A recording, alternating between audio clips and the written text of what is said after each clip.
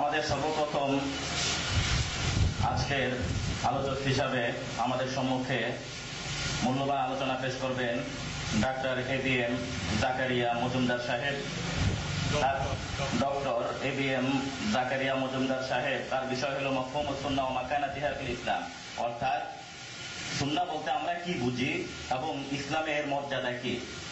এই বিষয়ে আমি ডক্টর এবিএম জাকারিয়া মজুমদার সাহেবকে মূল্যবান আলোচনা পেশ করার জন্য সবিনয় অনুরোধ করছি। আসসালামু আলাইকুম ওয়া রাহমাতুল্লাহি ওয়া বারাকাতুহু। ইন্নাল হামদালিল্লাহ নাহমাদুহু ওয়া নাস্তাঈনুহু ওয়া নাস্তাগফিরুহ ওয়া নাউযু বিল্লাহি মিন শুরুরি আনফুসিনা ওয়া মিন সাইয়্যাতি আ'মালিনা। মান ইয়াহদিহিল্লাহু ফালা মুদিল্লা লাহু ওয়া মান ইউদ্লিল ফালা হাদিয়া লাহু। ওয়া আশহাদু আন লা ইলাহা ইল্লাল্লাহ ওয়াহদাহু লা শারীকা লাহু ওয়া আশহাদু আন্না মুহাম্মাদান আবদুহু ওয়া রাসূলুহু। আম্মা বা'দ। আল্লাহুম্মা তাকাব্বাল হাযিহি মিন্না। আল্লাহ এই চেহারাগুলিকে কবুল করুন, যারা এই মহতী মজলিসে দিনের আলোচনা শোনার জন্য এবং অংশগ্রহণ করার জন্য এসেছেন, তাদেরকে আল্লাহ তুমি কবুল করুন। আপনারা অনেকেই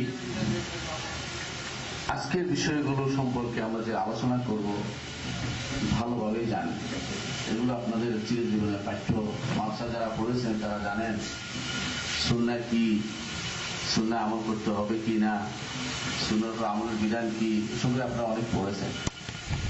আমরা আজকে সে চর্বিত সর্বনই আবার আপনাদেরকে দিব। কেন?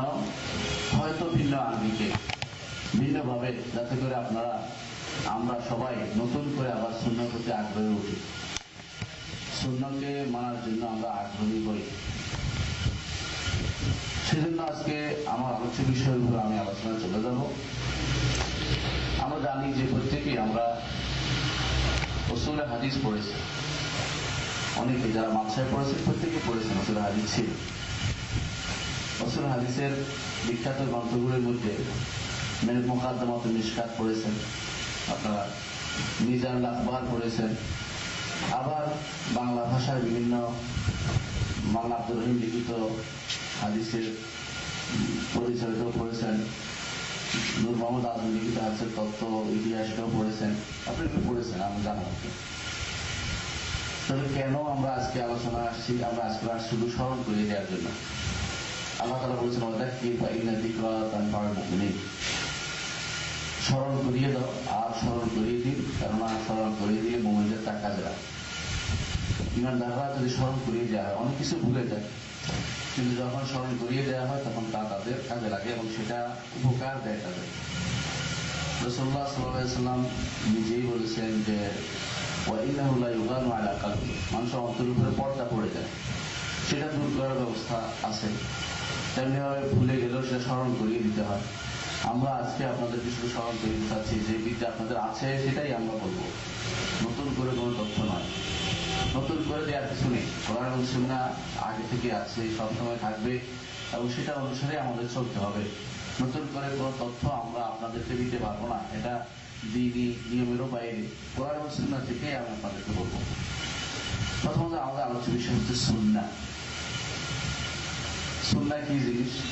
সুন্নাহ বাংলা হচ্ছে আত-তরিকা, পদ্ধতি, নিয়ম, এটা হচ্ছে সুন্নাহ। রাসূলুল্লাহ সাল্লাল্লাহু আলাইহি ওয়াসাল্লাম বলেছেন মান সান্না ফিল ইসলামি সুন্নাতান হাসানাতান ফালাহু আজরুহা ওয়া আজরু মান আমিলা বিহা ইলা ইয়াউমিল কিয়ামাহ মিন গায়রি আন ইউনকাসা মিন উজুরিহিম শাইআ। যে ব্যক্তি ইসলামে কোনো পদ্ধতি প্রবর্তন করবে, যে পদ্ধতি আছে তবে সেটা প্রবর্তন করছে, বন্ধ হয়ে গেছে বা চালু করছে আবার নতুন করে, ফালাহু আজরুহা ওয়া আজরু মান আমিলা বিহা ইলা ইয়াউমিল কিয়ামাহ, তার জন্য সেটার সওয়াব রয়েছে এবং যতজন সেটার উপর আমল করবে কিয়ামত পর্যন্ত ততজনের সওয়াব সে পাবে। মিন গায়রি আন ইউনকাসা মিন উজুরিহিম শাইআ, তাদের সওয়াবে, যারা আমল করছে তাদের সওয়াবের কোনো কমতি হবে না। ওয়া মান সান্না ফিল ইসলামি সুন্নাতান সাইয়্যাতান ফালাহু উজরুহা ওয়া উজরু মান আমিলা বিহা ইলা ইয়াউমিল কিয়ামাহ মিন গায়রি আন ইউনকাসা মিন আওজারিহিম শাইআ। আর যে ব্যক্তি এমন কোন পদ্ধতি প্রবর্তন করেছে সাইয়া, এটা খারাপ, খারাপ বলে শরীয়তে স্বীকৃতি এমন পদ্ধতি সে প্রবর্তন করেছে। ফালাহু উজরুহা ওয়া উজরু মান আমিলা বিহা ইলা ইয়াউমিল কিয়ামাহ, এর জন্য সে এটার গুনাহ পাপের ভাগীদার হবে এবং কিয়ামত পর্যন্ত যত মানুষ সেটা অনুসারে চলবে তারাও অনুরূপ পাপের ভাগীদার হবে। তবে তাদের পাপের কোনো কমতি হবে না যারা এরা অন্যায় করেছে। যে লোকটি প্রথম প্রবর্তন করেছে সে অনুরূপ যতজন অন্যায় করবে ততজন গুনাহ সে পাবে। তো এখানে আমরা উদ্দেশ্য নিয়েছি যে আবিধানিক ভাবে সুন্নার এক অর্থ হচ্ছে, সুন্নার যে অর্থটা আমরা বুঝতে পদ্ধতি, নিয়ম, তরিকা। তো এইটা একটি অর্থ সুন্নাহ, এটা হচ্ছে আবিধানিক অর্থ। সুন্নাহ আরেকটি অর্থ হচ্ছে আল্লাহ নিয়ম, আল্লাহর পদ্ধতি, আল্লাহর হুকুমুল্লাহ, আল্লাহর বিধান। আপনারা জানেন আল্লাহ তাআলার বিধান দুই ধরনের, একটি হচ্ছে হুকম শারঈ, একটা হুকম কাউনি। সূর্য পূর্ব দিকে উঠে, এটা হুকম কাউনি, আল্লাহ চিরাচরিত নিয়ম, স্থায়ী নিয়ম, সুন্নাতুল্লাহ। আল্লাহ কোরআনে কারীমে বলেছেন বারবার, সুন্নাতুল্লাহ ফালান তাজিদা লিসুন্নাতিল্লাহি তাবদীলা, সুন্নাতুল্লাহ ফালান তাজিদা লিসুন্নাতিল্লাহি তাহওয়িলা। এর অর্থ হচ্ছে যে এই পদ্ধতিতে আল্লাহ পৃথিবীটা চালাচ্ছেন, এটা হলো প্রাকৃতিক নিয়ম, প্রাকৃতিক পদ্ধতি। এটাও সুন্নাত আল্লাহ তাআলা বলেছেন সুন্নাত হিসাবে, যে এই পদ্ধতিটা চালু আছে। আরেকটি অর্থ আছে আবিধানিক ভাবে সুন্নাহ, সেটা হচ্ছে অভ্যাস হিসাবে অর্থে। সেই হিসেবে রাসূলুল্লাহ সাল্লাল্লাহু আলাইহি ওয়াসাল্লাম বলেছেন, লা তাত্তাবিউনা সুনানা মান কানা ক্বাবলাকুম আও সানানা মান কানা ক্বাবলাকুম, তোমরা তোমাদের আগে যারা ছিলে তাদের অনুসরণ করে চলবে। এমনকি লাউ দাখালু জহরা দাবিলা দাখালতুমু, তারা যদি কোনো সান্ডার গর্তে প্রবেশ করে তোমরা সেখানে প্রবেশ করবে। অর্থাৎ তাদের নিয়ম নীতি সিরত সুরত তাদের অনুসরণ করে তোমরা চলবে। সাহাবায়ে কেরাম বললেন তারা কারা? তারা কি ইহুদি এবং নাসারা? রাসূলুল্লাহ সাল্লাল্লাহু আলাইহি ওয়াসাল্লাম বললেন যে তারা ব্যতীত আর কাদের আমি উদ্দেশ্য নিয়েছি, তোমাদের আগে কারা ছিল? ইহুদি এবং নাসারা। তো এখানেও বড় অভ্যাস, নিয়ম, পদ্ধতি একই অর্থে কাছাকাছি অর্থে ব্যবহার হচ্ছে, এখানে অভ্যাস অর্থে ব্যবহার হচ্ছে। তারা যেই নিয়ম নীতি চালু করেছে, যারা যেই অভ্যাসে চলছে, তোমার সেই অভ্যাসের বশবর্তী হবে, তাদের সিরত অনুসরণ করে চলবে। লোগাবি অর্থে আমরা এই অর্থগুলি পাই। এটা লোগাবি অর্থ, যেটা এগুলো আবিধানিক অর্থ। আপনারা যারা আরবি জানেন সবাই বুঝেন আলহামদুলিল্লাহ। সুন্নাহ শব্দের দ্বিতীয় অর্থ যেটা পারিভাষিক অর্থ। পরিভাষা কখন হয়? পরিভাষা হয় কোনো কিছু মানুষের ভিতরে প্রচলন হলে পরিভাষা হয়। আবার পরিভাষা যদি শরীয়তের শব্দ হয় তখন সেটা শরীয়ী পরিভাষা বলা হয়। একটা হলো বলা হয় মুস্তালাহ, ইসতিলাহ, আর হলো ইস্তিশারা, যেটা বলা হয়। সুন্নাহ শব্দটি শরীয়ী শব্দ। রাসূলুল্লাহ সাল্লাল্লাহু আলাইহি ওয়াসাল্লাম সুন্নাহ অনুসরণ করতে বলেছেন। তিনি বলেছেন, আলাইকুম বিসুন্নতি ওয়া সুন্নাতিল খুলাফায়ে রাশিদিন আল মাহদিয়িন আদু আলাইহা বিন নাওয়াজিজ। আমার তোমাদের উপর ফরজ হচ্ছে, ওয়াজিব করে দিচ্ছি আমার সুন্নতকে মেনে নেয়া এবং আমার খুলাফায়ে রাশিদের সুন্নতকে মেনে নেয়া। সুন্নত হিসেবে রাসূল সাল্লাল্লাহু আলাইহি ওয়াসাল্লাম সেটা বলেছেন। আবার রাসূল সাল্লাল্লাহু আলাইহি ওয়াসাল্লাম বলেছেন, আন নিকাহু মিন সুন্নতি ফামান রাগিবা আন সুন্নতি ফালাইসা মিন্নি, নিকাহ হচ্ছে আমার সুন্নাত, তিনি বলেছেন।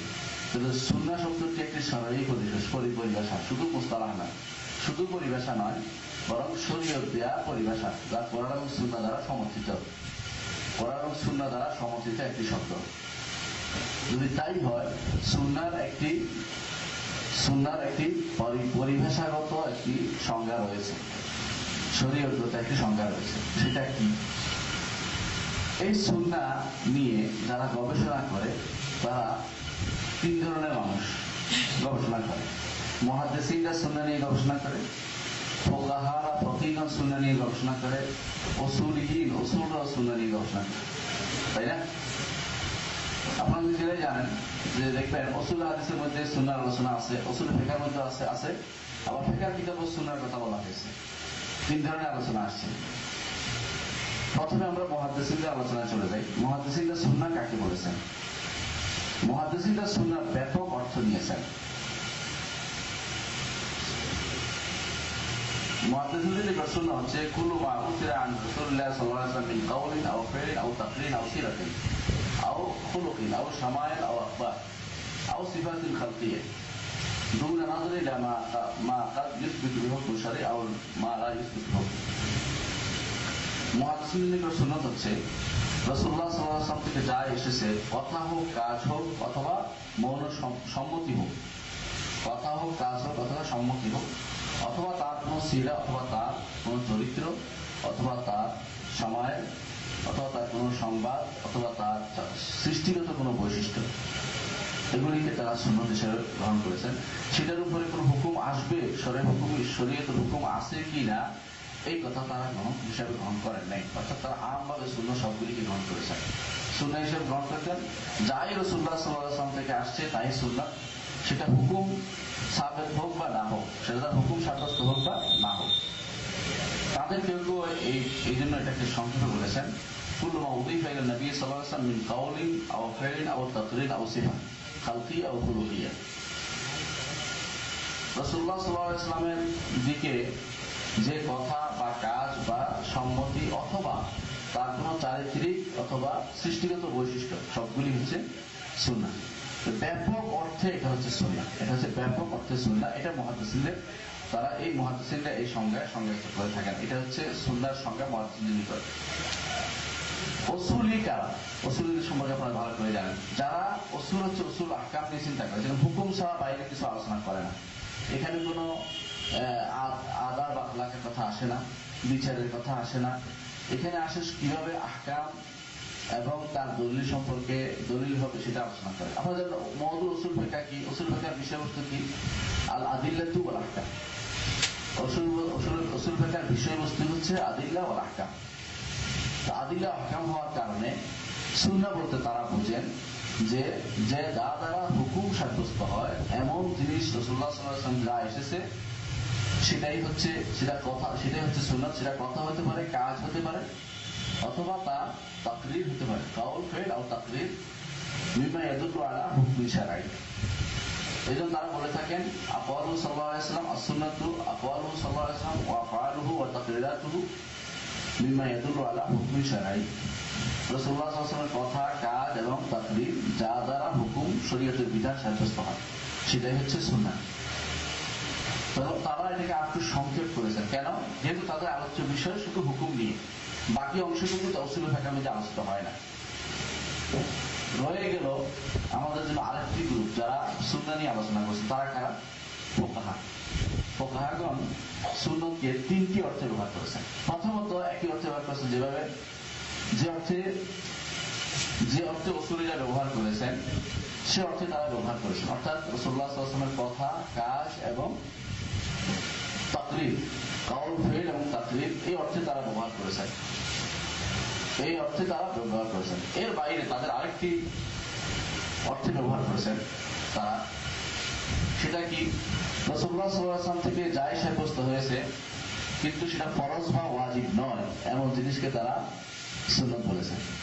যেমন ফজরের আগে 2 রাকাত সুন্নাত, যোহরের আগে 4 রাকাত সুন্নাত, ফরজ 2 রাকাত। এই যে সুন্নাতগুলো, এগুলিকে আমরা সুন্নাত বলি না। কোন হিসেবে সুন্নাত বলি? এগুলি ফরজ বা ওয়াজিব নয় এই হিসাবে। এটা ফকিহদের একটা মুস্তালাহ। ফকিহরা এই পরিভাষা গ্রহণ করেছেন। এটা একটি সংক্ষিপ্ত বলতে পারেন, এটা একটা সংক্ষিপ্ত। এর অর্থ হচ্ছে যে ফুকাহাদের অর্থ, এই সুন্নাহ দ্বারা তারা কেউ বুঝেছেন এটা যে যা করা সওয়াবের কাজ, না করলে গুনাহ নয়, তিরস্কৃত হওয়ার কাজ। এটা কেউ বলেছে। কেউ তিরস্কারের কথাও বলে না। কেউ যা করা সওয়াবের কাজ, যা রাসূলুল্লাহ সাল্লাল্লাহু আলাইহি ওয়াসাল্লাম সবসময় করেননি এমন লাম ইউদার মা'আলাইহি, এটাকে বলা হয় সুন্নাত। অথবা যা দ্বারা বোঝা যাচ্ছে যে রাসূল এটাকে ফরজ বা ওয়াজিব করেননি এবং সুন্নাত হিসাবে রেখেছেন, এটা সুন্নাত বলেছেন। এই যে পরিভাষাটা, এই পরিভাষা কার? ফুকাহাদের একটি পরিভাষা। এটাও একটি পরিভাষা। এটা নিয়ম হচ্ছে যে কখনো কোনো পরিভাষাকে অস্বীকার করা যায় না যদি সেটাকে শরীয়ত বিরোধী না হয়। শরীয়ত বিরোধী না হওয়া পর্যন্ত কোন পরিভাষাকে অস্বীকার করার কোন সুযোগ নেই। এই হিসাবে আমরা দেখতে পাই যে এখানে সুন্নাত অর্থ হচ্ছে ফরজ বা ওয়াজিব নয়। ফরজ বা ওয়াজিব না, সুন্নাত বুঝি, যে কোনো আমরা বুঝি। হ্যাঁ।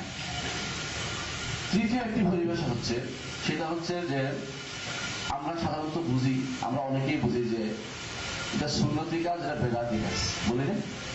এটাও ফুকাহাদের একটি কথা যে সুন্নত বেদাত দুই ব্যয় করে থাকে। ফুকাহারা এটা ব্যবহার করেছেন, যেমন বলছেন তালাকুস সুন্নাহ, সুন্নতি তালাক বলেছেন, তালাকুল বেদাত, বেদাতি তালাক। কেন বলছেন তারা এটা ব্যবহার করেছেন? কোনটা সুন্নত কোনটা বেদাত? বেদাতের বিপরীতে সুন্নতের শব্দটি ব্যবহৃত হয়েছে। এটা কি ব্যাপক। যখন ইসলামের মধ্যে ফেরকা বাজি শুরু হয়ে গেল, ফেরকা দল শততা বিভক্ত হয়ে গেল, তখন যারা রাসূলুল্লাহ সাল্লাল্লাহু আলাইহি ওয়াসাল্লাম সুন্নতকে আঁকড়ে ধরেছিল তারা ছিল সুন্নতের অনুসারী। বর্তমানে কোন দল না, আহলে সুন্নাত ওয়াল জামাত কোন দলের নাম নয়, যারা সুন্নতকে ধরে রাখে তারাই, যেখানে থাকুক পৃথিবীর, তারাই সবাই আহলে সুন্নাত ওয়াল জামাত। এর বিপরীতে আহলুল বিদআহ ওয়াল ফুরকা, বেদাতি দল, আহলুল বিদআহ ওয়াল ফুরকা, তারা যেমন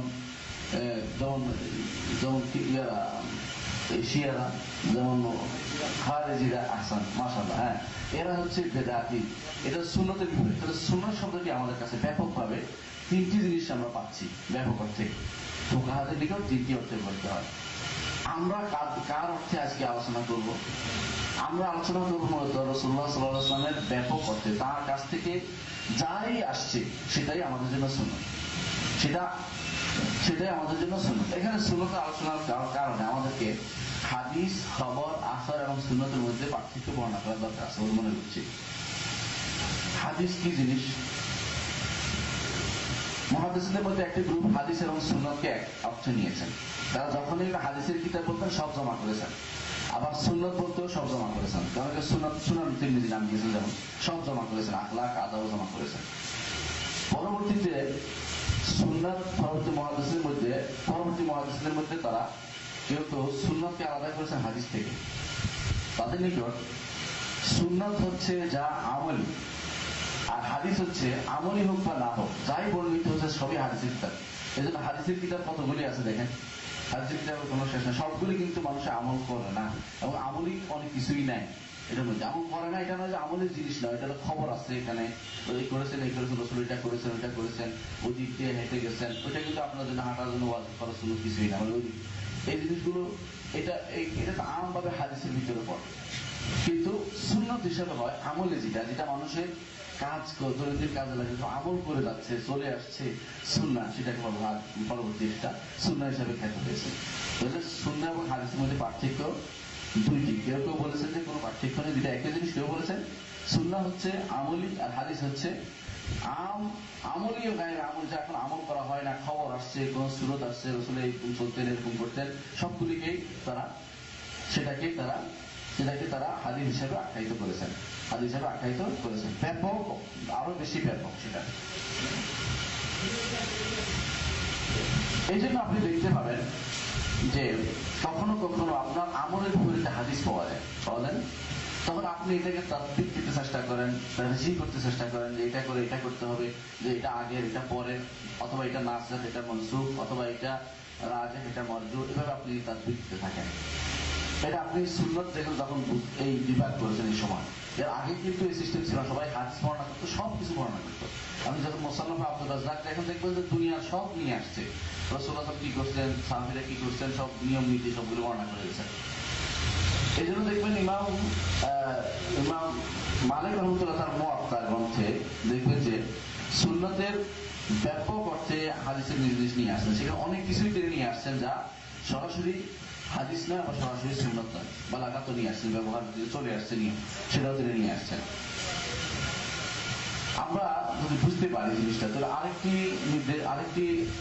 আরেকটি ঘোষণা থেকে আমরা জানতে পারবো। ইমাম আব্দুর রহমান ইবনে মাহদী, তার সম্পর্কে আপনারা অনেকেই জানেন, যিনি একজন আইমাতুল জারহ ওয়াত তা'দীল ছিলেন, ইমাম মিন আইমাতুল জারহ ওয়াত তা'দীল ছিলেন। তিনি বলেছেন একদিন যে তাকে জিজ্ঞাসা করা হয়েছে সুফিয়ান সাউরি, আউজাঈ এবং মালিক, কয়জন হলো? তিনজন, সুফিয়ান সাউরি, আউজাঈ এবং মালিক। সুফিয়ান দুজন আছেন, একজন জানেন আপনারা, সুফিয়ান সাউরি এবং সুফিয়ান ইবনে উয়াইনা জানেন। সুফিয়ান সাউরি উনি ছিলেন ফাকিহ নিঃসন্দেহে, কিন্তু তার মধ্যে বেশি গালিব কি ছিল এটা আলোচনা করতে হচ্ছে। আমরা জিজ্ঞাসা করা হয়েছে আব্দুর রহমান মাহদীকে, সুফিয়ান সাউরি, আউজাঈ এবং মালিক এরা কে কোন পর্যায়ে? তখন বললেন যে সুফিয়ান সাউরি ইমাম ফিল হাদিস ওয়ালাইসা বিইমাম ফিস সুন্নাহ। উনি বলছেন এটা যে ফকিহ হিসেবে স্বীকৃত নয়, ইমাম ফিল হাদিস হিসেবে স্বীকৃত বেশি। ওয়াল আউজারি ইমাম ফিস সুন্নাহ ওয়া লাইসা ইমাম ফিল হাদিস। আউজারি হচ্ছে একজন, আউজারি একটা মাযহাব ছিল ওনার, মাযহাব মানে ওনার প্রচলিত নয়, ওনার অনেকগুলি কথা আছে, বাণী আছে, বিভিন্ন বিষয়ে মাসালার মধ্যে মত আছে বিভিন্ন বিষয়ে। এরকম একজন ইমাম ফিস সুন্নাহ ওয়া লাইসা ইমাম ফিল হাদিস। হাদিসের ক্ষেত্রে বিখ্যাত মানে খ্যাতি অর্জন করেনি, কিন্তু সুন্নাহর ক্ষেত্রে খ্যাতি অর্জন করেছেন। ওয়া মালিক ইমামুন ফিহিমা। মালিক হচ্ছে হাদিসের ইমাম এবং সুন্নাহর ইমাম, অর্থাৎ তিনি ফিকহ এবং হাদিস দুটোই জমা করেছেন। শারহুজ্জাতানি আর মুআত্তাতে কে সামনে লিখে নেবেন। দ্বিতীয় একটি মুস্তালাহ আছে, এটা হলো খবর। খবর বলতে আমরা কি বুঝি? সংবাদ। এই জন্য যারা খবর বর্ণনা করে, বিশেষ করে তাদেরকে বলে আখবার। বিশেষ করে ওই যে ইতিহাস বর্ণনা করে যারা, তাদেরকে বলে আখবারি। হ্যাঁ, আখবারি বর্ণনা বলা হয়। কিন্তু মুহাদ্দিসিনরা খবর কি অর্থে ব্যবহার করেছেন? মুহাদ্দিসিনরা কি এই অর্থে ব্যবহার করেছেন? মুহাদ্দিসিনরা খবরকে এই অর্থে ব্যবহার করেননি। তারা ব্যবহার করেছেন যে খবর বলতে যত কিছু আছে রাসূল থেকে, রাসূলুল্লাহ সাল্লাল্লাহু আলাইহি ওয়াসাল্লাম থেকে, সাহাবায়ে কিরাম থেকে এবং তাবেঈন থেকে যা আসছে সবগুলি নাম দিয়েছেন খবর। তারা সবগুলিকেই খবর বলতেন, সবগুলি খবর মুহাদ্দিসিনরা। এই জন্য খবর বললে একটা লোক হাদিস বলা হচ্ছে না, খবর এরকম খবরে আছে, অনেকটা তার কাছ থেকে সরাসরি রাসূলুল্লাহ সাল্লাল্লাহু আলাইহি ওয়াসাল্লাম নেসবত হচ্ছে না, নির্ধারণ না করা পর্যন্ত তার নেসবত শুনতে হচ্ছে না। তৃতীয় আরেকটি মুস্তালাহ আছে, সেটা হচ্ছে আল আতার। চতুর্থ মুস্তালাহ এটা আল আতার। আসার কাকে বলে? আসার শব্দের অর্থ হচ্ছে কোনো কিছু, যেমন আসার রিজাল, চিহ্ন, পদচিহ্ন। আসার আল্লাহ তাআলা কোরআনে কারীম বলছে, ইন্না নাহনু নাকতুবু মা কাদ্দামু আসার ওয়া কুল্লা শাইইন আহসায়নাহু ফি ইমামিন মুবিন। যে তাদের আসার আমি লিখি, পদচিহ্ন যারা যাবে আসবে বা তাদের কর্মকাণ্ড যা রেখে যাবে, প্রতিক্রিয়া অর্থ ব্যবহৃত আসার। এই হিসেবে আসার শব্দটিকে কেউ বলেছেন যে আসার অর্থ দ্বারা ঠিক খবর অর্থে সমান অর্থে ব্যবহার করেছেন। কেউ বলেছেন না, আসার বিশেষ করে ইমাম ইবনে হাজার রাহমাতুল্লাহ আলাইহি, ইবনে হাজার যাকে শাইখুল ইসলাম বলা হয় ফিল হাদিস, উনি উসুল হাদিসের মুস্তালাহ ক্ষেত্রে বিশেষ করে শাইখুল ইসলাম, উনি বলতেছেন যে আসার বলতে বোঝায় যা সাহাবী এবং তাবেঈনের থেকে আসছে, তারা সেটা হচ্ছে আসার। রাসূলুল্লাহ সাল্লাল্লাহু আলাইহি ওয়াসাল্লাম যা আসে তা আসার হিসাবে নয়। খবর বলতে আরো ব্যাপক বোঝায়। খবর বলতে রাসূল, সাহাবী, সাহাবা, তাবেঈন সবাই থেকে আসা খবর হিসেবে স্বীকৃত। এই হিসেবে আমরা বুঝলাম যে আসার হচ্ছে সাহাবা তাবেঈনদের থেকে যেটা আসছে, এই জন্য বলা হয় ফিল আসার। কিন্তু এটা পরবর্তীতে এই মুস্তালাহ কেউ পরিবর্তন করেছেন তাদের ব্যক্তিগত, যেমন সর্বমানিল আসার কার লেখা? সর্বমানিল আসার ইমাম তাহাবীর লেখা। আপনারা জানেন ইমাম তাহাবীর লেখা সর্বমানিল আসার। উনি শুধু আসার বলতে শুধু সাহাবা তাবেঈন বুঝেন না, রাসূলুল্লাহ সাল্লাল্লাহু আলাইহি ওয়াসাল্লাম হাদিস দিয়ে ভর্তি, সেটা এই নামে লিখছেন। এটা অনেকটা বলতে পারেন ব্যাপক অর্থে মুহাদ্দিসিনদের যারা বলেছেন যে আসার এবং খবরের মধ্যে পার্থক্য নাই, সেই হিসাবে তিনি এই গ্রন্থটা লিখছেন। ইমাম মালিক রাহমাতুল্লাহ আলাইহি তার হাদিসের কিতাবে, যার নাম কি মুয়াত্তা, হাদিসটার নাম কি মুয়াত্তা। মুয়াত্তাতে তিনি কিন্তু এইভাবে আসার দিয়ে ভর্তি করেছেন। হাদিসের কিতাব হলো মুয়াত্তা, তিনি আসার দিয়ে ভর্তি করেছেন। আমরা আজকে যে আলোচনা করছি মূলত সুন্নতে আলোচনা করছি। আমরা এই সব ব্যাখ্যা কেন করলাম? সুন্নতটা স্পষ্ট করার জন্য। সুন্নাত, হাদিস, আসার, খবর শব্দ করলাম। সুন্নত, হাদিস, খবর, আসার, চারটি জিনিস স্পষ্ট হওয়ার পরে আমাদেরকে স্পষ্ট হবে যে আমরা কোনটা আলোচনা করছি এবং কোনটার গুরুত্ব কতটুকু। প্রথমে আসে সুন্নত। তাহলে সুন্নত কি হলো? মা সদারা আন রাসূলিল্লাহ সাল্লাল্লাহু আলাইহি ওয়াসাল্লাম হিদায়াতাল লিনাস ওয়া শারিআতাল লাহুম, সেটাই সুন্নাত। রাসূলুল্লাহ সাল্লাল্লাহু আলাইহি ওয়াসাল্লাম থেকে মানুষের হেদায়েতের জন্য এবং মানুষের জন্য শরীয়ত হিসেবে প্রবর্তনের জন্য যা আসছে সবই সুন্নাত। রাসূলুল্লাহ সাল্লাল্লাহু আলাইহি ওয়াসাল্লাম থেকে মানুষের হেদায়েতের জন্য, মানুষের শরীয়ত হিসেবে প্রবর্তনের জন্য যা আসছে সবই কি সুন্নাত। তাহলে কি কি জিনিসের মধ্যে আসবে? যা আল্লাহ তাআলার পক্ষ থেকে বলার জন্য তাকে নির্দেশনা দেওয়া হয়েছে, সেটা একটা। দ্বিতীয়টা হচ্ছে রাসূলুল্লাহ সাল্লাল্লাহু আলাইহি ওয়াসাল্লাম নিজে চিন্তা করে এবং তিনি গবেষণা করে যেটা বের করেছেন আল্লাহ সেটাকে সাব্যস্ত করেছেন, সেটাও সুন্নাত। কয়টা জিনিস হলো? দুইটা। একটা হচ্ছে আল্লাহ সরাসরি ওহী দিয়ে বলেছেন এটা বলো, এটা বলেছেন, সেটা সুন্নাত। আবার রাসূল নিজে চিন্তা করে আল্লাহ করেছেন, সেটা আল্লাহ তাআলা সেটাকে স্বীকৃতি দিয়েছেন, সেটাও সুন্নাত। এই দুইটা জিনিস নিঃসন্দেহে সুন্নাত, কমপ্লিট সুন্নাত। অর্থাৎ রাসূলুল্লাহ সাল্লাল্লাহু আলাইহি ওয়াসাল্লাম থেকে যাই বর্ণিত হয়েছে, কোনো আকীদা হোক অথবা কোনো ইবাদত শেখানোর জন্য হোক অথবা কোনো ভালো কাজের প্রতি উৎসাহ দেওয়ার জন্য হোক অথবা চরিত্রিক উৎকর্ষ সাধনের জন্য হোক, চারিত্রিক উৎকর্ষ সাধনের জন্য হোক, অথবা কোনো মুআমালাত মানে লেনদেন ঠিক করার জন্য হোক, অথবা সৎ কাজের আদেশ হোক, অথবা অসৎ কাজের নিষেধ হোক, অথবা কোনো খারাপ কাজ থেকে মানুষকে সাবধান করার উদ্দেশ্য হোক, এই সবগুলি হচ্ছে সুন্নাহ। রাসূলুল্লাহ এই জাতীয় যা এসেছে সেটা হতে পারে ইবাদতে, আখলাকে, মুআমালাতে, আমরুল মারুফ নাহি আনিল মুনকার, এই জাতীয় যত কিছু থেকে রাসূলুল্লাহ সাল্লাল্লাহু আলাইহি ওয়াসাল্লাম সাবধান করেছেন, খারাপ কিছু থেকে ভালো কিছু করতে বলেছেন, সবটাই কি সুন্নাহ, সবটাই হচ্ছে সুন্নাহ, সবটাই হচ্ছে সুন্নাহ। এর অর্থ হচ্ছে যে যা এই পদ্ধতিতে আসেনি, অর্থাৎ যা রাসূলুল্লাহ সাল্লাল্লাহু আলাইহি ওয়াসাল্লাম কে আল্লাহ তাআলা করতে বলেননি এবং রাসূল নিজে গবেষণা করেছেন, নিজে গবেষণা করেছেন, আল্লাহ সেটাকে লাম ইউকাররা আলাইহি, নিজের পক্ষ থেকে সেটা কিন্তু সুন্নাত হিসেবে বিবেচিত হবে না। এরকম কিছু জিনিস আছে কিনা? এরকম কিছু জিনিস আছে কিনা? হ্যাঁ, এরকম কিছু জিনিস আছে। যেমন রাসূলুল্লাহ সাল্লাল্লাহু আলাইহি ওয়াসাল্লাম, আমরা উদাহরণ হিসেবে বলি, রাসূলুল্লাহ সাল্লাল্লাহু আলাইহি ওয়াসাল্লাম মদিনায় আসার পরে দেখলেন যে তারা খেজুর গাছে তাবির করতেছে। তাবির কি? পরাগায়ন করতেছে, জানেন, একখান থেকে নিয়ে আরেকখান ভূমিকা স্ত্রীকে মিলিয়ে দেয়, তাতে করে খেজুর বেশি হবে, উৎপাদন বেশি। রাসূল বললেন যে যদি না করতে, রাসূল কেন বললেন সেটা? কারণ তখন আকীদার গুরুত্ব বেশি দেওয়ার দরকার ছিল। তাদের হয়তো ধারণা এসে যেতে পারতো যে এর কারণেই, কারণটার গুরুত্ব বেশি, এর কারণেই কি হয়, ফল হয়। পরবর্তী মানুষ যেন এটা বুঝতে পারে যে তারা যেন আকীদা বিশুদ্ধ আরো শক্ত হয়ে গেল যে এটার কারণ নয়, আল্লাহ তাআলা হচ্ছে মূল জিনিস। আল্লাহ তাআলা তখন আর নিষিদ্ধ হলো না যে কারণ নিষিদ্ধ করার কোনো প্রয়োজন নেই। দেখা গেল ওই বছর তাদের ফলন কম হয়েছে, তারা এসে বললো যে রাসূলুল্লাহ ফলন কম হয়েছে এই কারণে। বলতো আমি তো এটা মানুষ হিসেবে বলেছি, যে আমার বলার কথা বলেছি, তাই তোমরা দুনিয়ার ব্যাপারে তোমার আরো মরে দুনিয়ার ব্যাপারে তোমরা আর একটু ভালো জানো, নিঃসন্দেহে ভালো জানো। তখন তারা কি করলো, সেটা রাসূলুল্লাহ সাল্লাল্লাহু আলাইহি ওয়াসাল্লাম এটা দুনিয়ার ব্যাপারে আলোচনা করেছেন। কেমিস্ট্রি, ফিজিক্স এগুলির ব্যাপারে রাসূলুল্লাহ সাল্লাল্লাহু আলাইহি ওয়াসাল্লাম আলোচনা করেননি আসলে, কারণ এলমি জিনিস নাই। যেগুলি দুনিয়ার এই কিভাবে চলবে, গাছ কোথায় লাগাতে হবে, এই বিষয়গুলির জন্য এই বিষয়গুলি আমরা সুন্নাহর অন্তর্ভুক্ত বলছি না, এগুলি মানা বাধ্যতামূলক নয়। আরেকটি প্রমাণ আমরা দিতে পারি, রাসূলুল্লাহ সাল্লাল্লাহু আলাইহি ওয়াসাল্লাম যখন বদরের যুদ্ধে এমন এক জায়গায় থামলেন যেখানে সাহাবী বলতেছেন যে তিনি বললেন যে ইয়া রাসূলুল্লাহ, আপনাকে কি আল্লাহ এখানে থামতে বলেছেন, না এখানে অবস্থান করতে বলেছেন, নাকি আপনি চিন্তা ভাবনা করে যুদ্ধের জন্য চিন্তা ভাবনা করে নিয়েছেন? তাহলে আমি যুদ্ধের জন্য চিন্তা ভাবনা করেছি, আল্লাহ আমাকে এখানে থামতে বলেননি। তখন এটা কোনো জায়গাই না, ঠিক আছে, উঠে এখান থেকে নিয়ে তাদেরকে সরাই নিয়ে গেলেন। তো রাসূল ওখানে থামছিল, এটা কি হিসাবে ছিল? নিজের চিন্তা প্রশ্ন ছিল, এবং এটা কোনো সঠিক স্থান ছিল না, দুনিয়ার ব্যাপার ছিল, এই জন্য অন্য জায়গাতে সেটা নিয়ে গেছেন। এই জাতীয় জিনিস আরো আছে। এর মধ্যে আরেকটি প্রমাণ হচ্ছে, দেখেন রাসূলুল্লাহ সাল্লাল্লাহু আলাইহি ওয়াসাল্লাম বেচা কেনার ক্ষেত্রে অনেক কথাবার্তা বলতেন। যেমন তিনি বেচা কেনাতে কিছু মৌলিক নির্দেশনা তিনি দিয়েছেন, সেটা হচ্ছে হালাল কোনটা, হারাম কোনটা নির্দেশ। এর বাইরে লেনদেনের সময় মানুষ যে দরাদরি করে, সাওম, এটা বলা সাওম বলা হয়, রাসূলুল্লাহ সাল্লাল্লাহু আলাইহি ওয়াসাল্লাম নিজেও দরাদরি করেছেন। জাবের ইবনে আব্দুল্লাহকে বলেছেন তোমার ওটা আমার কাছে বিক্রি করে দাও, এক ওকিয়া, দুই ওকিয়া, দেড় ওকিয়া, ভাগ। উনি বারবার মূলামূলি করতেছিলেন। এই যে মূলামূলি করাটা কিন্তু সুন্নত পর্যায়ে পড়বে না, কারণ দুনিয়ার জিনিসের কর্মকাণ্ডে কেউ যদি মূলামূলি না করে তার কোনো সুন্নতের কোনো সওয়াব হবে না, মানে গুনাহ হবে না, মূল বললে সওয়াব হবে এটা নয়। তো এই জাতীয় জিনিসগুলি সুন্নতের পর্যায়ে পড়বে না, সুন্নতের পর্যায়ে পড়ছে না। এটা সাধারণ মানুষ হিসেবে যে কাজগুলি করা দরকার সেটা। রাসূলুল্লাহ সাল্লাল্লাহু আলাইহি ওয়াসাল্লাম দাম কাটার সময় শুইতেন, এটা কিন্তু সুন্নতের পর্যায়ে পড়বে, কারণ রাসূল এটা গুরুত্বের সাথে দেওয়ার জন্য বলেছেন। কেমন?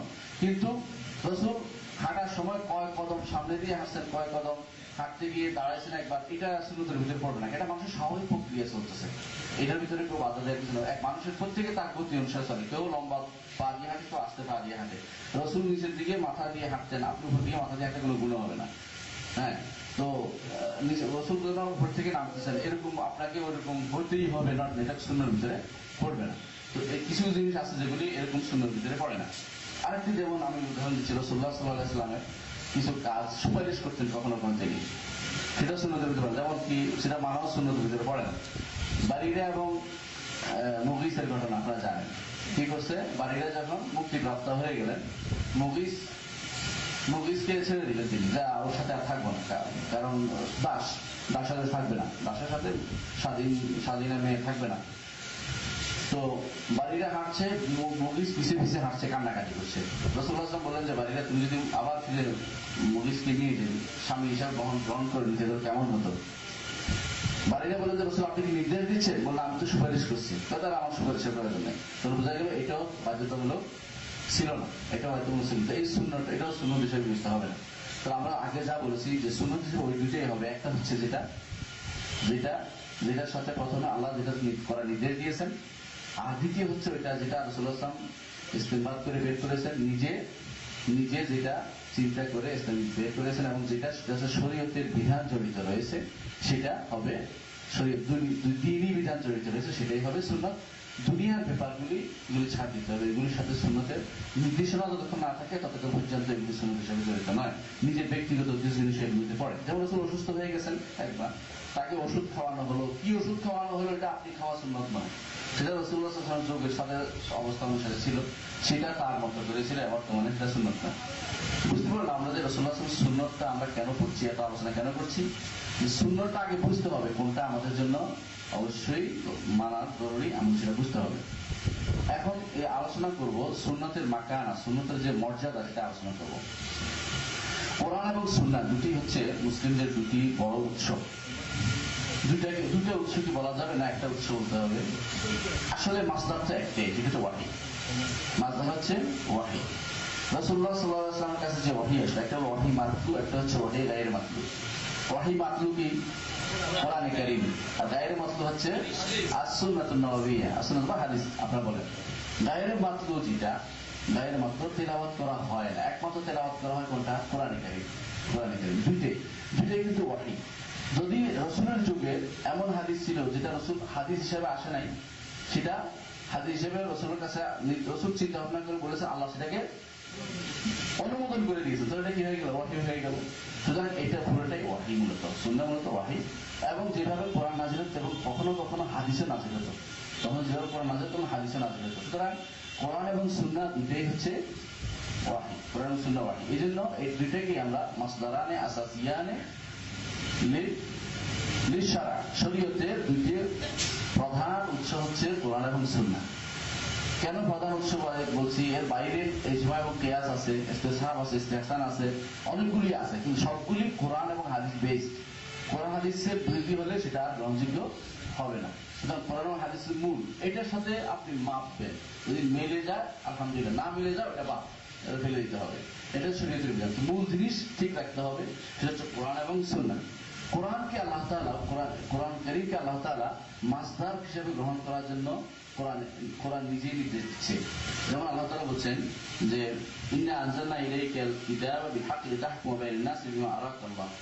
সূরা আন-নিসাতে আল্লাহ তাআলা বলছেন যে আমি নিশ্চয়ই আমরা আপনার কাছে নাযিল করেছি কিতাব যথাযথভাবে বিল-হক, যাতে আপনি বিচার করেন মানুষের মধ্যে, হুকুম দেন মানুষের মধ্যে যেভাবে আল্লাহ আপনাকে দেখাচ্ছেন সেভাবে। অর্থাৎ কোরআনে কারীম নাযিল করেছে মানুষের মধ্যে সেটা বাস্তবায়ন করার জন্য। এই জিনিসটা আল্লাহ তাআলা কোরআনে কারীমে বলে দিয়েছে নিজেই। যেমন কোরআন নাযিল করেছে কি জন্য? বাস্তবায়ন করার জন্য। রাসূলকে বলেছিল বাস্তবায়ন করতে। তাহলে কোরআনে কারীম মানা অবশ্যই আমাদের উপরে ফরজ, এবং সেটা অবশ্যই আমল করা আমাদের উপর ফরজ। অন্য আয়াতে আল্লাহ তাআলা বলেছেন ওয়ানাজ্জালনা আলাইকাল কিতাবা তিবয়ানান লিকুল্লি শাইইন ওয়া হুদান ওয়া রাহমাতান ওয়া বুশরা লিল মুসলিমিন। সূরা আন-নাহলের এই আয়াতে আল্লাহ তাআলা বলেছেন যে আমরা আপনার উপর নাযিল করেছি কিতাব কি? কোরআন কারীম। তিবয়ানান লিকুল্লি শাই, প্রত্যেকটি জিনিসের জন্য স্পষ্ট করে, স্পষ্টকারী হিসাবে, ও হুদান হেদায়েত হিসাবে, ওয়া রাহমা এবং রহমত হিসাবে, ওয়া বুশরা এবং সুসংবাদ হিসাবে, মুসলিমদের জন্য সুসংবাদ হিসাবে তিনি নাযিল করেছেন সেটা আল্লাহ তাআলা। সুতরাং যদি বলা হয় তিবয়ানান লিকুল্লি শাই, তাহলে এটার আমল করতে হবে, হেদায়েত হতে হবে, আমল করতে হবে, বাধ্যতামূলক। কোরআনে কারীমে আমলের জন্য আল্লাহ তাআলা আরো বলেছেন ওয়া আউফা ইলাইকা হাযাল কুরআন লিউনযিরাকুম বিহি ওয়া মান বালাগ। আর আপনার কাছে এই কোরআনকে ওহী করা হয়েছে যাতে লিউনযিরাকুম বিহি, যাতে এর মাধ্যমে আমি ভীতি প্রদর্শন করাই তাদেরকে, ওয়া মান বালাগ, যার কাছে সেটা পৌঁছবে সেও যেন ভীতি প্রদর্শন, তার জন্য ভীতি হয়, তার সেও যেন ভয় পায়, আল্লাহকে ভয় পায়, তার শরীয়ত অনুসারে আমল করে। এটা হলো মূল উদ্দেশ্য কোরআনে কারীমের। কোরআনে কারীম যে হুজ্জত, এর ব্যাপারে কোনো ইখতিলাফ করে না মানুষ। ইখতিলাফ হয়ে যায় সুন্নাত নিয়ে, যত মতভেদ হয়ে যায় সুন্নাত নিয়ে, যত মতভেদের জিনিস নয়, এটা কোনোদিন মতভেদের জিনিস ছিল না, বরং সুন্নাহ অবশ্যই অবশ্যই অবশ্যই অবশ্যই পালনীয় জিনিস এবং এটা মানতে হবে। সুন্নতকে, রাসূলের হাদিসকে, সুন্নতকে অবশ্যই মানতে হবে। এর কিছু প্রমাণ আমি উল্লেখ করবো এখানে। প্রথমত আল্লাহ তাআলা কোরআনে কারীম এবং সুন্নাহ দুটাকে ওয়াহী হিসেবে ঘোষণা করেছেন। কোরআন এবং কারীম এবং সুন্নাহ দুটাকে কি করেছেন? ওয়াহী হিসেবে ঘোষণা করেছেন। আল্লাহ তাআলা বলেছেন, ওয়া মা ইয়ানতিকু আনিল হাওয়া ইন হুয়া ইল্লা ওয়াহয়ুন ইউহা। ওয়া মা ইয়ানতিকু আনিল হাওয়া ইন হুয়া ইল্লা ওয়াহয়ুন ইউহা। তিনি নিজের প্রবৃত্তি থেকে কোনো কথা বলেন না, যা বলেন তা সবই ওয়াহী, যা তার কাছে ওয়াহী হিসেবে প্রেরণ করা হয়, ওয়াহী হিসেবে যা তার কাছে প্রেরণ করা হয় সেটাই তিনি বলেন। রাসূলুল্লাহ সাল্লাল্লাহু আলাইহি ওয়াসাল্লাম হাদিসে এসেছে, সেটা আমরা বলি। রাসূলুল্লাহ সাল্লাল্লাহু আলাইহি ওয়াসাল্লাম বলেছেন যে আলা ইন্নী উতিতুল কিতাবা ওয়া মিসলু মা, আমাকে কিতাব দেওয়া হয়েছে আর কিতাবের মতো অনুরূপ জিনিস দেওয়া হয়েছে। সেটা কি? হাদিস, সুন্নাহ। তারপর রাসূলুল্লাহ সাল্লাল্লাহু আলাইহি ওয়াসাল্লাম বললেন যে এমন একটা সময় আসবে যখন মানুষ আলা ইউশুক রাজুল শাবাআন আলা আরিকাতিহি ইয়াকুল আলাইকুম বিহাযা আল-কুরআন ফামা ওয়াজাদতুম ফীহি মিন হালাল ফাআহলু ওয়া মা ওয়াজাদতুম ফীহি মিন হারাম ফাহারিমু। আবু দাউদ হাদিসে আসছে যে এমন এক সময় আসবে মানুষ পরিতৃপ্ত হয়ে, অর্থাৎ পেট ভরে খাবে, খুব ভালো অবস্থা তার থাকবে। তখন সে ভালো খারাপ অবস্থা থাকলে আল্লাহর কথা মানুষ মনে হয়, ভালো অবস্থা থাকলে আল্লাহর কথা ভুলে যাবে, রাসূলের হাদিসে বলে যায়। সে বলতেছে যে এই অবস্থা থাকে সে তার খাটের উপর থেকে বলতে থাকবে যে তোমরা কোরআন ধরো, শুধু এখানে যা আছে তা হালাল করো, এখানে যা আছে তা হারাম বলো, অন্যগুলিকে আর কিছু বলিও না। এটা কিন্তু রাসূল সাল্লাল্লাহু আলাইহি ওয়াসাল্লাম এই সাবধান খুব আগে দিয়ে দিয়েছেন। বর্তমানে একটা গ্রুপ বের হয়েছে আহলুল কোরআন, কোরআনী গ্রুপ, তারা এটা বলে থাকে। তো রাসূলুল্লাহ সাল্লাল্লাহু আলাইহি ওয়াসাল্লাম এটা একটা কি মুজিজা না, এটা একটা আয়াত, নিদর্শন। তিনি যে নবী ছিলেন, যে ঘটনা ঘটবে যেটা আগে সেটা বলে দিয়েছেন যে এরকম লোক আসবে যারা কোরআন মানবে, শুধু হাদিস মানবে না। এরকম লোক ভবিষ্যতে আসবে। রাসূলুল্লাহ সাল্লাল্লাহু আলাইহি ওয়াসাল্লাম এটা একটি কি মুজিজা, এটা একটি আয়াত, নিদর্শন, এটা একটি দালালের নবুয়তের একটি প্রমাণ হচ্ছে যে এরকম লোক আসা, এবং রাসূল বলেছেন আসবে, তা এসে গেছে। এখন তারা এরকম এসে গেছে। দ্বিতীয় প্রমাণ কি? প্রথম প্রমাণ কি বলেছি? যে হাদিস মানতে হবে। প্রমাণ কি বলেছি? হাদিস এবং কোরআন দুইটাই ওয়াহী। প্রথম প্রমাণ মনে রাখ, মাঝে মধ্যে জিজ্ঞাসা করে যেন বলতে পারে, দুইটাই ওয়াহী। মা ইয়ানতিকু আনিল হাওয়া ইন হুয়া ইল্লা ওয়াহয়ুন ইউহা। দ্বিতীয় প্রমাণ হচ্ছে যে মানতে হবে, সেটা হচ্ছে আল্লাহ তাআলা কোরআনে কারীম, রাসূলুল্লাহ সাল্লাল্লাহু আলাইহি ওয়াসাল্লাম তার হাদিসেও, কোরআনে কারীমে বিশেষ করে যে রাসূলের আনুগত্য এবং আল্লাহর আনুগত্য, এবং রাসূলের আনুগত্য, সেটা দুইটাকে উল্লেখ করেছেন একসাথে। দেখছেন আপনারা, আতিউল্লাহ ওয়া আতিউর রাসূল স্পষ্ট বলেছেন, এটা আট করতে বলেছেন। তো আল্লাহর আনুগত্য তো করবেন আপনি কোরআন দিয়ে, রাসূলের আনুগত্য কিভাবে করবেন?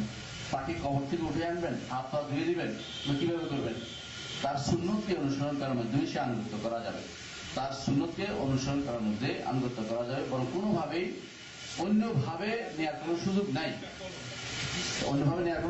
অর্থাৎ আনুগত্য আপনাকে করতে হবে আল্লাহ এবং তার রাসূলের। সে আনুগত্য করার পর আল্লাহ তাআলা বলেছেন, মান ইউতিউর রাসূলা ফাকাদ আতা আল্লাহ। সূরা আন-নিসা 80 নম্বর আয়াতে আল্লাহ বলেছেন, মান ইউতিউর রাসূলা ফাকাদ আতা আল্লাহ। কেউ রাসূলকে আনুগত্য করলে আল্লাহ, সে তো আল্লাহর আনুগত্য করলো। আবার আল্লাহ তাআলা বলেছেন, ফাইন তানাযাতুম ফি শাইইন ফারুদ্দু ইলাল্লাহি ওয়া রাসূলিহি ইন কুনতুম তু'মিনুনা বিল্লাহি ওয়াল ইয়াউমিল আখির যালিকা খায়রুন ওয়া আহসানু তা'ওয়িলা। যে তোমাদের মধ্যে কেউ যদি কোনো আল্লাহর আনুগত্য করা হচ্ছে, তারপর যদি তোমাদের মধ্যে তোমাদের মধ্যে যারা উলিল আমর কারা? উলিল আমর অর্থ নির্দেশ দেওয়ার অধিকার যারা আছে। উলিল আমর দুই শ্রেণীকে অন্তর্ভুক্ত করে, একটি হচ্ছে শাসক শ্রেণী, একটি হচ্ছে আলেম শ্রেণী। বর্তমানে আলেম শ্রেণীরা হচ্ছে উলিল আমর। আলেম কোনো পীর সাহেব নয়, কোনো দরবেশ নয়। আলেমরা হচ্ছে উলিল আমর, তাদের নির্দেশনা সাধারণ মানুষ মানবে। এটা উল্লেখ আল্লাহ তাআলা এই নির্দেশনা মানতে বলেছেন। কিন্তু আবার বলেছেন, ফাইন তানাযাতুম ফি শাইইন, যদি তোমরা পরবর্তীতে কোনো বিষয়ে ইখতিলাফ করো, মতভেদ করো, ঝগড়া করো, ফারুদ্দু ইলাল্লাহি ওয়া রাসূল, আল্লাহ এবং তার রাসূলের কাছে ফিরে আসো। মানে আপনার ফেরার জায়গা রয়েছে।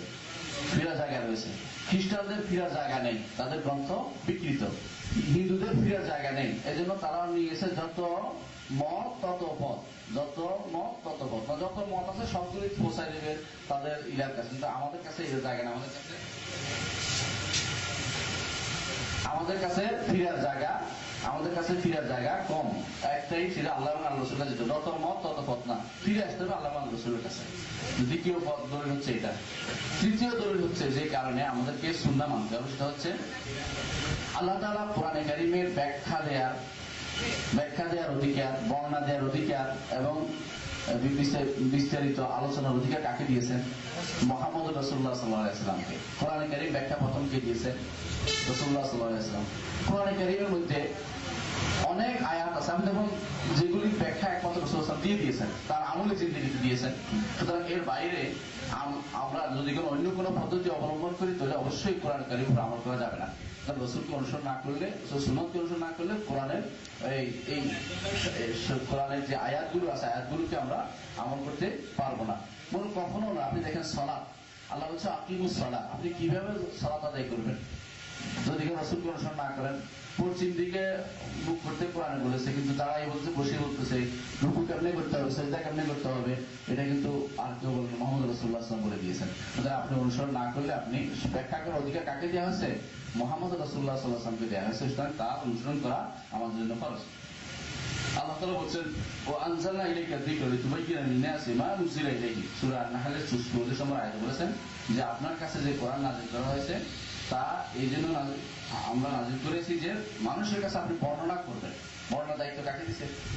তাহলে মুহাম্মদ সাল্লাল্লাহু আলাইহি ওয়াসাল্লামকে দিয়েছেন। আবার আল্লাহ তাআলা বলেছেন লাকাদ মান্নাল্লাহু আলাল মুমিনিনা ইয বা'আথা রাসূলাম মিন আনফুসিহিম ইয়াতলু আলাইহিম আয়াতিহি ওয়া ইউযাক্কিহিম ওয়া ইউআল্লিমুহুমুল কিতাবা ওয়াল হিকমা। তাদেরকে কিতাব এবং হিকমত শিক্ষা দিবেন আল্লাহ তাআলা বলেছেন। কিতাব এবং হিকমত, কিতাব তো হচ্ছে কোরআন, হিকমত কি? ইমাম শাফিঈ বলতেছেন হিকমত হচ্ছে সুন্নাহ। আমি আমার আগে যত মানুষকে দেখেছি আলাদা সবাই বলছে হিকমত হচ্ছে সুন্নাহ। সুতরাং সুন্নাতের অনুসরণ করে আল্লাহ তাআলা নির্দেশনা মান করেছেন, ইহসান দেখিয়ে দয়া দেখিয়েছেন, সুতরাং আমাদেরকে সুন্নাত অনুসরণ করতে হবে। 4 নম্বর হচ্ছে যে কারণে সুন্নাত অনুসরণ করতে হবে সেটা হচ্ছে যে আল্লাহ তাআলা কোরআনে কারীমে সরাসরি নির্দেশ দিয়েছেন যে রাসূল যা নিয়ে আসে তার যতক্ষণ পর্যন্ত কেউ মানবে না, মেনে নিবে না পরিপূর্ণভাবে, সে কখনো ঈমানদার হতে পারবে না। আল্লাহ তাআলা বলেন ফালা ওয়া রাব্বিকা লা ইউমিনুনা হাত্তা ইউহাক্কিমুকা ফীমা শাজারা বাইনাহুম সুম্মা লা ইয়াজিদু ফি আনফুসিহিম হারাজাম মিম্মা কাদাইতা ওয়া ইউসাল্লিমু তাসলিমা। কখনো নয়, আপনার রবের শপথ, লা ইউমিনুনা, তারা ঈমানদার হতে পারবে না হাত্তা ইউহাক্কিমুকা ফীমা শাজারা বাইনাহুম, তাদের কাছে যা ঘটবে সেটা নিয়ে আপনাকে তারা যতক্ষণ পর্যন্ত বিচারক হিসেবে মেনে না নিবে, সমস্ত কর্মকাণ্ডের আপনি ফয়সালাকারী হিসেবে মেনে না নিবে, তখন তারা ঈমানদার হতে পারবে না। শুধু তাই না, যে তাদের অন্তরে এবারে কোনো দ্বিধা থাকতে পারবে না এবং মেনে নেওয়ার মতো মেনে নিতে হবে। কতগুলি শব্দ লাগিয়েছে, অর্থাৎ রাসূলের প্রত্যেকটি কথা মানতে হবে। যে যেখানে আসুক, যে যেখানে শুনে সেখানে তার এটা মানার বাধ্যতামূলক হয়ে গেছে এই আয়াত দিয়ে। অবশ্যই এই কারণেও আমাদেরকে রাসূলুল্লাহ সাল্লাল্লাহু আলাইহি ওয়াসাল্লামকে মেনে নিতে হবে। তারপরে আমরা উদাহরণ হিসেবে দিচ্ছি যে রাসূলুল্লাহ সাল্লাল্লাহু আলাইহি ওয়াসাল্লাম সাহাবায়ে কেরাম কিন্তু এই হাদিস দিয়ে দলিল দিতেন, বিভিন্ন সময় দলিল দিতেন। তাদের মধ্যে আব্দুল্লাহ ইবনে মাসউদ রাদিয়াল্লাহু আনহু একটি বর্ণনা করছি। তিনি কোরআন দিয়ে একজন তিনি বললেন যে আল্লাহ তাআলা যারা ভ্রু ব্লাক করে, যারা চুল লাগায়, যারা হাতে উল্কি আঁকে তাদেরকে আল্লাহ তাআলা লানত করেছেন। একথা বলার পরে এক মহিলা বলল যে আপনি কোথায় পেয়েছেন কোরআনে সেটা? রাসূলুল্লাহ আব্দুল্লাহ ইবনে মাসউদ বললেন যে হ্যাঁ কোরআনে আছে। কোরআনে কোন জায়গায় আছে? বলে কোরআনে আল্লাহ তাআলা বলেছেন মা আতাকুমুর রাসূলু ফাখুযু ওয়া মা নাহাকুম আনহু ফান্তাহু। আল্লাহ যা নির্দেশ তা গ্রহণ করো, আল্লাহ যা থেকে নিষেধ করেছেন তা তোমরা থেকে বিরত থাকো। তো আল্লাহ রাসূল যা গ্রহণ করো, রাসূলুল্লাহ সাল্লাল্লাহু আলাইহি ওয়াসাল্লাম লানত করেছেন আল্লাহর নির্দেশনা অনুসারে তোমাকে সেটা মানতে হবে। কে বলছেন? সাহাবী বুঝেছেন যেহেতু কোরআনের এই নির্দেশনা সব রাসূলের সমস্ত জিনিস সারা জীবনের যত কিছু করেছেন অ্যাক্টিভিটি সবগুলি এই নির্দেশনার আন্ডারে পড়ে যায়। সুতরাং অবশ্যই আমাদেরকে রাসূলের নির্দেশ অনুসারে চলতে হবে। আরেকটি হাদিসের কথা আপনারা জানেন, রাসূলুল্লাহ সাল্লাল্লাহু আলাইহি ওয়াসাল্লাম বলেছেন মান আতাআনি ফাকাদ আতা আল্লাহ ওয়া মান আসানি ফাকাদ আসাল্লাহ। যে আমার আনুগত্য করবে সে আল্লাহর আনুগত্য করলো, আর যে আমার না অবাধ্য হবে সে আল্লাহ অবাধ্য হবে, সে নাফরমান হবে। রাসূলুল্লাহ আরো বলেছেন কুল্লু উম্মতি ইয়াদখুলুল জান্নাহ ইল্লা মান আবা। কিলা মান ইয়াবা ইয়া রাসূলুল্লাহ, যে প্রত্যেক উম্মতি জান্নাতে যাবে আমার, তবে যারা অস্বীকার করবে। কে অস্বীকার করবে? বলে অস্বীকার করে যে আমার আনুগত্য করবে না সে অস্বীকার করবে, যে আমার আনুগত্য করবে সে জান্নাতে প্রবেশ করবে, আনুগত্য যে করবে না সে অস্বীকার করবে। এটা ধরো না। 5 নম্বর হচ্ছে, সংক্ষেপে শেষ করবো ইনশাআল্লাহ, সময় কমে গেছে। 5 নম্বর হচ্ছে যে ঈমানদাররা কখনো, মনে রাখবেন সহজ হিসেবে, কখনো কোন ঈমানদার এই রাসূলুল্লাহ সাল্লাল্লাহু আলাইহি ওয়াসাল্লাম আনুগত্য করতে হবে না এই কথা তাদের মাথায় কখনো আসেনি, বরং এইটাই চলে আসছে নিয়ম। এটা ইজমা উম্মত হিসেবে বলতে পারেন। রাসূলের যুগ থেকে সাহাবী যুগ থেকে তাবিঈন যুগ পর্যন্ত সর্বপ্রথম যারা বিরোধিতা করেছে এটা মুতাজিলার মধ্যে প্রথম বিরোধিতা করেছে। তাদের মধ্যে আসছে প্রথম যে বিবেককে প্রাধান্য দিতে হবে, কোনো কিছু বিবেকের বিরোধী হলে সে নেওয়া যাবে না। এদের মধ্যে আবার প্রবেশ করেছে আশায়রারা একটা গোষ্ঠী, মাতুরিদিয়ার একটা গোষ্ঠী। তারা কি করেছে, খবর ওয়াহেদ আলাদা করেছে, যে খবর ওয়াহেদ যদি কেউ সহি হলো তারা এটা গ্রহণ করবে, যদি বিবেক বিরোধী হয় অথবা যদি সেটা বর্ণনাকারী ফকি না হয়, এই জাতীয় বিভিন্ন শর্ত লাগিয়ে রাসূলুল্লাহ হাদিসকে আমল বন্ধ করার জন্য তারা প্রচেষ্টা চালিয়েছে। কিন্তু সহি মত হচ্ছে যে কোনো হাদিস খবর ওয়াহেদার জন্য কিছু হোক, হাদিস যদি সহি হয়ে যায় এটা মানা বাধ্যতামূলক, এটা মানতে হবে, এটা ছাড়া কোনো সুযোগ নেই। এটাই হচ্ছে বিশুদ্ধ নিয়ম এবং এটা অনুসরণ চলতে হবে। আমাদেরকে এর বাইরে যত চলবো সে পথভ্রষ্ট পথ, সে পথভ্রষ্ট পথ থেকে আমাদের ফিরে আসতে হবে। আরেকটি হচ্ছে যেমন রাসূলুল্লাহ সাল্লাল্লাহু আলাইহি ওয়াসাল্লামের যে কোরআনে কারীম বহু জায়গায় আল্লাহ তাআলা বলেছেন যে রাসূল নিজ থেকে যদি কিছু বলতো আমি অবশ্যই তার আপনার বলছেন আয়াতটা বুঝতে পারছেন, ওয়ালাউ তাকাওয়ালা আলাইনা বা'দাল আকাওয়ি লাআখাযনা মিনহু বিল ইয়ামিন সুম্মা লাকাতা'না মিনহুল ওয়াতিন, যে তার সব এই রক আর ছেড়ে ফেলতাম আমি, কেন নিজ থেকে তিনি কিছু বলেন নাই। সুতরাং এই বাধ্যতামূলক ভাবে আমাদেরকে সেই নির্দেশনা মানে দিয়েছেন। আবার দেখেন বলছেন ওলা আল্লাহ বলছেন কাতুল্লাযী লা ইউমিনু বিল্লাহি ওয়ালা বিল ইয়াউমিল আখির ওয়ালা ইউহাররিমুনা মা হারামাল্লাহু ওয়া রাসূলুহু। আল্লাহ হারাম করেছে, রাসূল হারাম করেছে, কোরআনে কারীম বলে দিয়েছে। রাসূল হারাম করেছে কি দিয়ে? সুন্নাহ দিয়ে। রাসূল হারাম সুন্নাহ দিয়ে। যেমন রাসূল সাল্লাল্লাহু আলাইহি ওয়াসাল্লাম অনেক মুহাররামাতের মধ্যে অনেক কিছু বলেছেন। আম্মা এবং ফুফু এবং খালা বোনজির মধ্যে বিয়ে একসাথে বিয়ে করা যাবে না, ভাইজির মধ্যে খালা এবং বোনজির মধ্যে বিয়ে করা যাবে না বলেছেন। রাসূল হাদিস দিয়ে একাধিক করেছে, কোরআনে কারীম থেকে আছে নাই। তো এই যে হারামের বিষয়টি রাসূলের হাদিস দিয়ে সাব্যস্ত হয়েছে, এগুলো কিন্তু অবশ্যই আমাদেরকে মানতে হবে। তো এই আমরা সংক্ষেপে এটাই বলবো যে রাসূলুল্লাহ সাল্লাল্লাহু আলাইহি ওয়াসাল্লামের নির্দেশনা মানা আমাদের জন্য ফরজ। রাসূল কিন্তু নিজেই বলে দিয়েছেন তারা কুফিকুম আমরাই মা ইনতামাসসাকতু বিহিমা লাম তাদুল্লু বা'দি কিতাবাল্লাহ সুন্নতি, এবং এটা মুওয়াত্তা মালিক বর্ণিত আবু হানিফা থেকে বর্ণিত হয়েছে যে সুন্নাত আল্লাহর কিতাব এবং সুন্নতের বিতরণ কেউ আঁকড়ে ধরতে কোনো পথভ্রষ্ট হবে না। দুঃখজনক হলো সত্য আজকের দিনে যারা বেশিরভাগ মানুষ পথভ্রষ্ট হচ্ছে, তারা বেশিরভাগই পথভ্রষ্ট হচ্ছে রাসূলুল্লাহ সাল্লাল্লাহু আলাইহি ওয়াসাল্লামের সুন্নতকে অনুসরণ না করার কারণে। এর মধ্যে বড় ধরনের গোষ্ঠী যারা সুন্নতকে অনুসরণ করছে না, তারা বড় গোষ্ঠী যারা একেবারেই সুন্নত মানে অমনোযোগী, তারা সুন্নত পড়েও না, পড়ে সেটা মতো বরকতের উদ্দেশ্যে পড়তেছে। আমরা অনেকেই নিজেরা টাইটেল পাস করেছি, বরকত নিয়েছি, বুখারী মুসলিম আবু দাউদে বোঝা হয়েছে, কিন্তু আমল করার জন্য কখনো করি নাই। আল্লাহ আমাদেরকে সুন্নতের উপর আমল করা এবং সেটা অনুসরণ চলা এবং সেটাকে সত্যিকার অনুধাবন করা এবং রাসূলকে ভালোবাসার তৌফিক দান করুন এবং আমাদের জন্য এটা যেন নাজাতের ওসিলা বানিয়ে দিন, সেই কথা সেই দোয়া রেখে আল্লাহর কাছে সে আহ্বান রেখে আপনাদের জন্য সে আহ্বান রেখে দোয়া রেখে আপনাদের সুন্নত অনুসরণ করেন, সে আহ্বান রেখে আমি আমার বক্তব্য এখানে শেষ করছি। আলহামদুলিল্লাহ, আসসালামু আলাইকুম ওয়া রাহমাতুল্লাহি ওয়া বারাকাতুহু।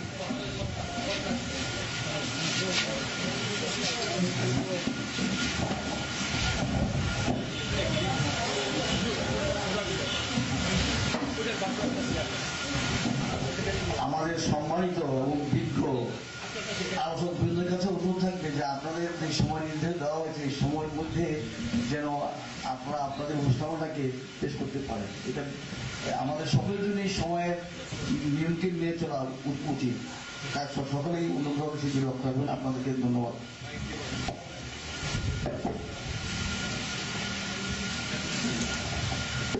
সম্মানিত উপস্থিতি, সুধী মণ্ডলী, ওলামায়ে-কেরাম, এরপরে আমরা 15 মিনিট আমাদের সময় রয়েছে মুদাখালাতের। আপনারা লিখিতভাবে কোনো বিষয় প্রশ্ন করতে পারেন। আবার যদি কোনো বিষয় আপনার অংশগ্রহণ থাকে আপনি দাঁড়িয়ে অংশগ্রহণ করতে পারবেন। লিখিত মানে যাদের প্রশ্ন আছে তারা প্রশ্ন দিতে পারবেন। আবার যদি মনে করেন যে আমি কিছু কথা আছে আমার এই আলোচনার আলোকে, এর বাইরে নয়, আলোচনার বাইরে নয়, আলোচনার সাথে সম্পৃক্ত, তাহলে আপনার জন্য সেই সুযোগ আছে। 15 মিনিট সময়ের মধ্যে আমরা মুদাখালাত শেষ করব। এখন প্রশ্ন আছে? কারো প্রশ্ন আসছে নাকি? প্রশ্ন আপনাদের প্রশ্নের উত্তর দিচ্ছেন মোহতারাম আলোচক ডক্টর আবু বকর মোহাম্মদ জাকারিয়া।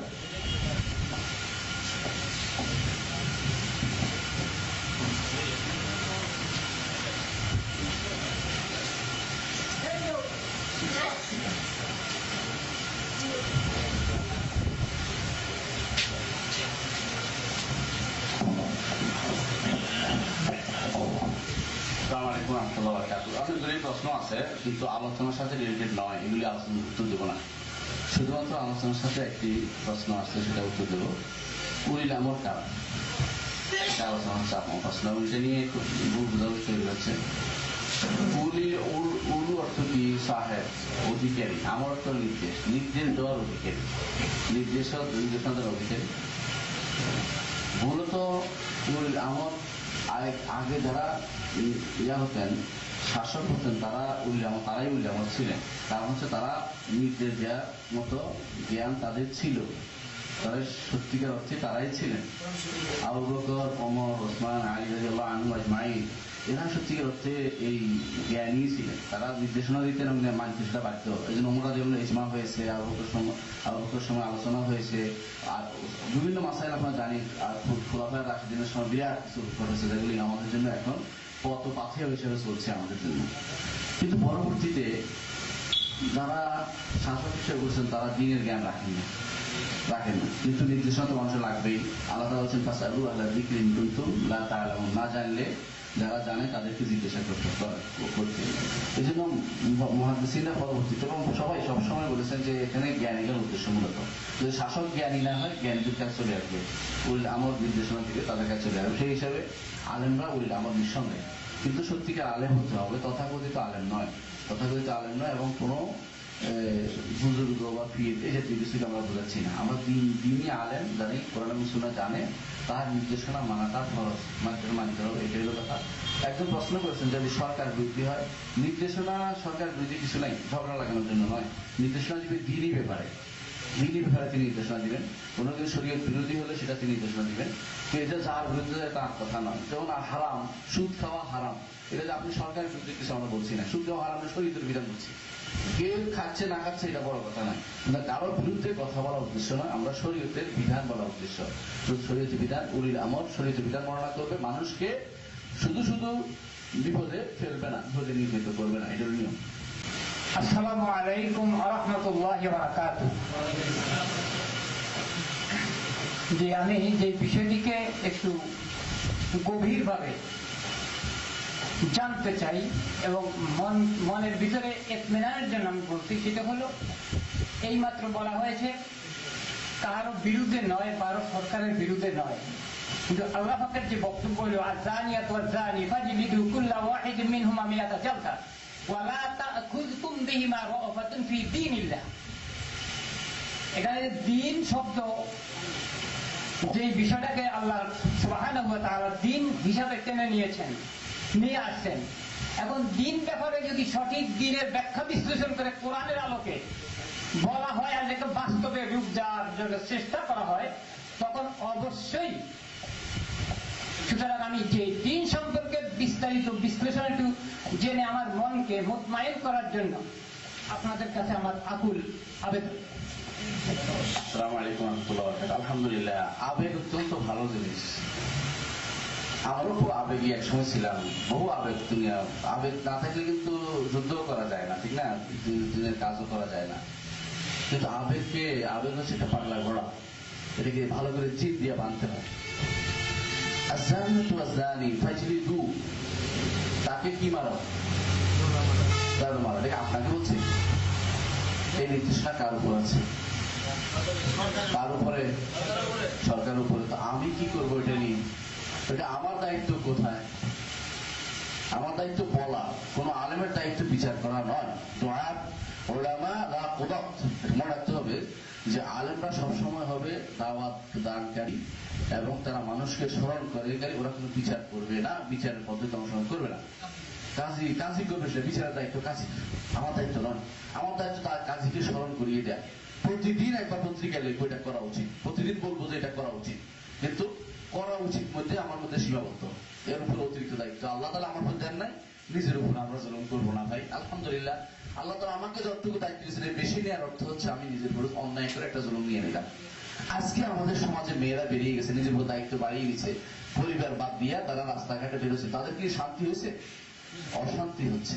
যখনই আপনি আল্লাহর দেয়া সীমারেখা, হুদুদুল্লাহ সীমারেখা আপনি বেরিয়ে আগিয়ে যাবেন, তখনই আপনার বিপদ আসবে। মনে করেন এই বিপদ শরীয়ত অনুমোদন করে না। রাসূলুল্লাহ সাল্লাল্লাহু আলাইহি ওয়াসাল্লামের যুগে, সাহাবায়ে কেরামের যুগের পর থেকে অনেক শরীয়তের বিধান কিন্তু লঙ্ঘিত হয়েছে, হয়নি, আলোচনা অনেক কিছুই করে। ইমাম আবু হানিফা রাহমাতুল্লাহ আলাইহির সময় তিনি জেলে গিয়েছিলেন, ঠিক না? কেন গেছেন? সব করে জেলে গেছে কেউ? কি জন্য জেলে গেছেন? ওনাকে জুলুম করে নেওয়া হয়েছে, সোজা কথা এটা, ওনাকে জুলুম করা হয়েছে। কিন্তু শাসক গোষ্ঠী জুলুম করার পরে কি আন্দোলন করেছেন, মিছিল করেছেন? আমার ছেলের ছাত্ররা মিছিল করেছেন না? জেলে বসে বসে বলছেন যে আমার প্রতিষ্ঠান করো।